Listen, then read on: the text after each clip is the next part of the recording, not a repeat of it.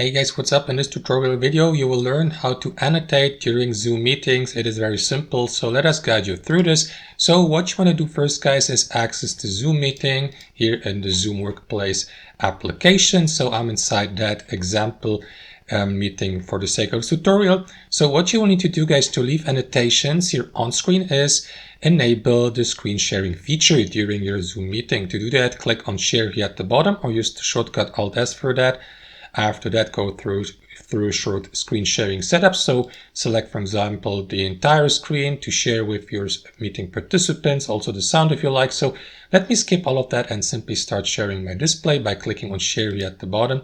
That is going to redirect you to the screen sharing. As you can see, I'm now live screen sharing my display. So guys, what you want to do during your screen sharing session is click on Annotate here at the top and give live annotations during your Zoom meeting while sharing your screen. Here on the left panel, you will see a variety of customization tools. Like, for example, you can draw by hand. Select, for example, a pen or a pencil, a thickness, a color, and so on and so forth, and draw here live manually by hand and leave annotations like that. You may also leave text annotations by selecting the text box tool. Place your text box here and, I don't know, enter your text like that.